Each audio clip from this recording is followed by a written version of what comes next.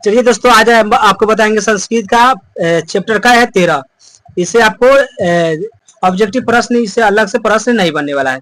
इसमें से आपको 40 से 50 प्रश्न आपको बताएंगे, इससे अलग से प्रश्न नहीं बनेगा। चैप्टर का नाम है विश्व शांति, यानी विश्व की शांति। और संस्कृत का चैप्टर 13 है। तो चलिए पहला क्वेश्चन स्टार्ट करते हैं। विश्व शांति पाठ का मुख्य उद्देश्य क्या है? मुख्य उद्देश्य है शांति एवं संहिता का शिक्षा, यानी शांति से सभी को शिक्षा देना। चलिए दूसरा प्रश्न आगे बढ़ जाते हैं। अगला प्रश्न है दूसरा, कहता है राष्ट्र संघ की स्थापना का उद्देश्य क्या है? यानी राष्ट्र संघ है उसका उद्देश्य, मतलब स्थापना का उद्देश्य क्या है? ये है विश्व युद्ध को रोकना, यानी दुनिया में विश्व युद्ध हो रहा है उसको रोक देना। चलिए आगे बढ़ जाते हैं। अगला प्रश्न है तीसरा, कहता है विश्व शांति का सूर्योदय कब होता है? कब होता है? जब राहत सामग्री भेजी जाती है तब जाके सूर्योदय होता है। चलिए आगे बढ़ जाते हैं। अगला प्रश्न है विश्व शांति पाठ के आधार पर उदार हृदय पुरुष का लक्षण क्या है? ये आपको पता होना चाहिए। ये क्या है? सारा संसार का अपना परिवार मानता, नहीं मानता। चलिए आगे बढ़ जाते हैं। अगला प्रश्न है विश्व शांति पाठ का परिचय क्या है? ये क्या है? विश्व में विवाद और अशांति का चित्रण करना। चलिए नेक्स्ट बढ़ जाते हैं। नेक्स्ट प्रश्न है विश्व में शांति कैसे स्थापित हो सकती है? यानी दुनिया में कैसे शांति को, मतलब एक जगह एकत्रित कर सकते हैं, शांति ही शांति। ये आपको पता होना चाहिए। परोपकार और सहयोग से, परोपकार और सहयोग से कर सकते हैं शांति। चलिए अगला बढ़ जाते हैं। वर्तमान में विश्व की स्थिति का वर्णन क्या है? तो वर्तमान में क्या है? अधिकांश देशों में अशांति फैली हुई है, अशांति है अधिकांश देशों में। आगे बढ़ जाते हैं। अगला है अशांति का मूल कारण क्या है? अशांति रहने का मूल कारण क्या है?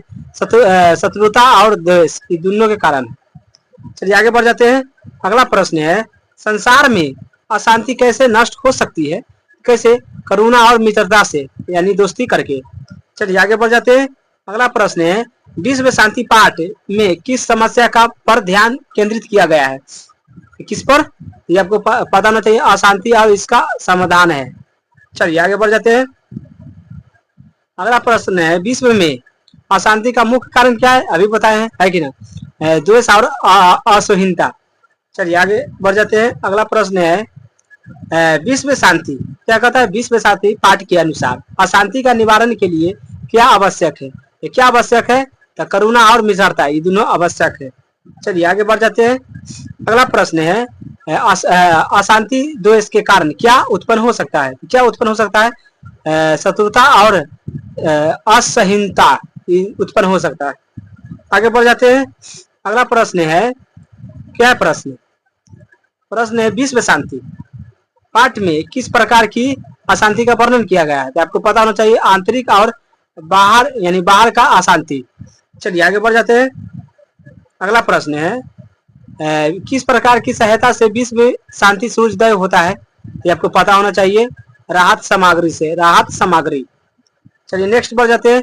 अगला प्रश्न है विश्व शांति पाठ में किसका खिलाफ, मतलब किसके खिलाफ ध्यान दिया गया है? तो किसके खिलाफ? अशांति के द्वेष, अशांति और द्वेष के बीच। चलिए आगे बढ़ जाते हैं। अगला प्रश्न है उदार हृदय पुरुष के लिए सारा संसार क्या है? ये क्या है? एक परिवार है। क्या है? एक परिवार। चलिए नेक्स्ट बढ़ जाते हैं। अगला प्रश्न है अशांति के निवारण के लिए सबसे महत्वपूर्ण क्या है? तो सबसे महत्वपूर्ण क्या है? ये करुणा और परोपकार, करुणा और परोपकार। चलिए आगे बढ़ जाते हैं। अगला प्रश्न है विश्व शांति पाठ के अनुसार विश्व का वर्तमान क्या है? वर्तमान क्या है? तो आपको पता होना चाहिए एक स्थिर, एक अशांति समुद्र, एक अशांति समुद्र। चलिए नेक्स्ट बढ़ जाते हैं। अगला प्रश्न है विश्व शांति यानी अशांति का समाधान किस भावना से संभव है? अशांति है, किस भावना से हम कर सकते हैं ठीक? करुणा से। कैसे? करुणा से ठीक कर सकते हैं। नेक्स्ट बढ़ जाते हैं। नेक्स्ट क्वेश्चन है विश्व शांति पाठ में किस संस्था का उल्लेख किया गया है? किस संस्था का उल्लेख किया गया है? संयुक्त राष्ट्र संघ का, संयुक्त राष्ट्र संघ। चलिए आगे बढ़ जाते हैं। अगला प्रश्न है विश्व शांति पाठ के अनुसार अशांति का कारण क्या है? बार बार क्वेश्चन आपको आ रहा है। द्वेष और असहिष्णुता। चलिए आगे बढ़ जाते हैं। अगला प्रश्न है विश्व शांति क्या कहता है, विश्व शांति पाठ के कौन सा भाग विशेष रूप से महत्वपूर्ण है? तो शांति का उपाय, शांति का उपाय सबसे महत्वपूर्ण है। नेक्स्ट बढ़ जाते हैं। नेक्स्ट क्वेश्चन है, विश्व शांति पाठ के अनुसार शांति का आधार क्या है? आधार क्या है? परोपकार, परोपकार। चलिए नेक्स्ट बढ़ जाते हैं। अगला क्वेश्चन है, भगवान बुद्ध ने अशांति को समाप्त करने के लिए क्या कहा था? भगवान बुद्ध ने अशांति को समाप्त करने के लिए क्या कहा था?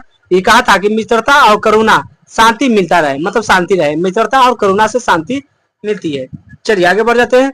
अगला प्रश्न है, विश्व शांति पाठ के अनुसार दुनिया की कौन सी समस्या प्रमुख है? तो सबसे प्रमुख है वैश्विक अशांति। वैश्विक अशांति सबसे ज्यादा अभी प्रमुख में चल रही है। आगे बढ़ जाते हैं। अगला प्रश्न है, अशांति की समाप्ति करने के लिए कौन सा उपाय सबसे प्रभावी है? तो क्या है? करुणा और मित्रता, ये सबसे ज्यादा प्रभावित है। आगे बढ़ जाते हैं। अगला प्रश्न है, विश्व शांति पाठ के अनुसार से अशांति का मुख्य कारण क्या है? अशांति का मुख्य कारण क्या? असहिष्णुता और द्वेष, ये होता है दोनों। आगे बढ़ जाते हैं।